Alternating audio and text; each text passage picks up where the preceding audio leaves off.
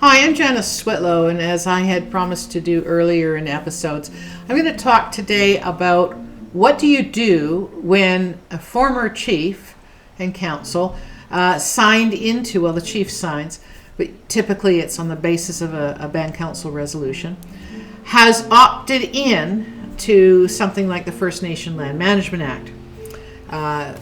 New chiefs have found that when they try to have their community removed from the schedule to First Nation Land Management Act, which identifies those who have entered into a framework agreement, for instance, and are intending to pursue a land code, which is ultimately a full surrender of the reserves, and that has implications for underlying title.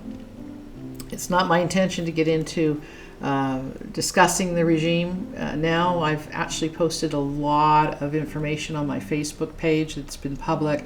I would encourage you to look me up there and read everything I've had to say about my analysis on the First Nation land management regime.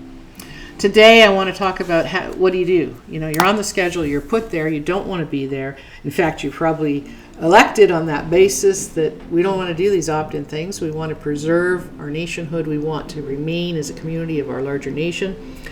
So here's what I want to explain.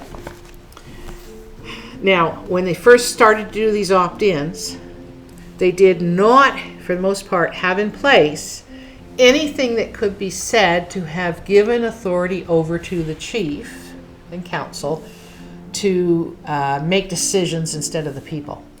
You recall within the last year, especially last 2 years maybe, the big push for new election codes, for new membership codes and constitution acts. All of that, as I've explained, intending to evidence that the people have handed over their authority to chief and council. Now, I spoke in a previous episode about what to do about that, and I'm not going to repeat that here. But here now, when most of these communities were added to the First Nation Land Management Act schedule, as I said, they didn't have those pieces in place. It was just a band council resolution, and then the chief would sign in.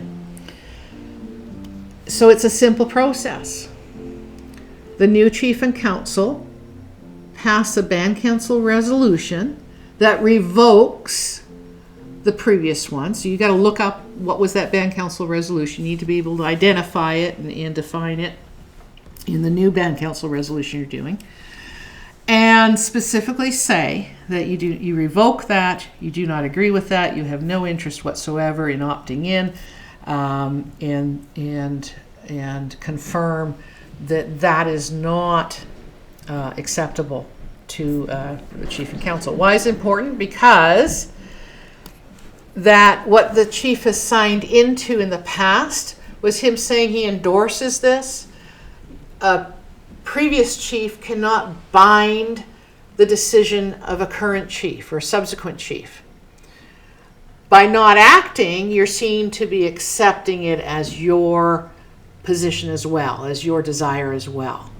By revoking that previous BCR and specifically saying that is not my desire, I have no desire, I do not support First Nation Land Management Act in any way, shape, and form, or any other opt-in legislation that has the effect of terminating you being seen to be removing yourselves from your actual nation coming under Canada. You cannot be bound. The current chief and council cannot be bound by the actions of the previous chief and council. So that means this is where there hasn't been a land code passed already. This is where you're just on the schedule and maybe there's been some work done. So you revoke that previous band council resolution, you pass a new one, and then you put the Crown on notice, and you can, as a courtesy, copy the minister responsible for maintaining that act. And the response has been when they've simply, when a chief has simply communicated with Indian Affairs and said, as whoever it is, Indian Services now or whatever, and said, just take me off. They've said, we don't know how to do that. Well, they're going to have to figure out how to do that because they cannot maintain a community on the schedule when there's no authority for them to be there. When a new chief and council revokes the previous BCR, and the new chief and council specifically says, no, we have no desire to be there, then the BCR also says, calls upon Her Majesty to have her Canadian government remove from the schedule. And then you pass that to the Queen directly through her Governor General, personal representative. And as a courtesy, you can copy the Canadian government. It's not good enough. You don't have to accept that Canada says, oh, well, we don't know how to do that. Well, you just do an amendment to the act, amendment to the schedule to remove. It's a pretty simple process. They're basically saying we don't want to take you off that schedule because we want evidence that you agree with the First Nation Land Management Act and all that it conveys, and that includes coming under Canada. So you're going to confirm you don't agree with the previous chief and council. You're not finger pointing necessarily. Previous chief and council may not have even had a clue about what it was they were being manipulated into agreeing with. But you're going to need to make clear that you do not share those same representations, that you do not speak for the people. The people have not decided on that.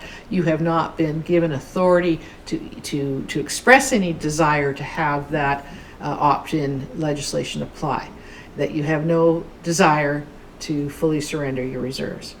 And, you know, if you want to run drafts by me, you know, things like that, I'm available. It's not as onerous as it seems. First step, clean your own house.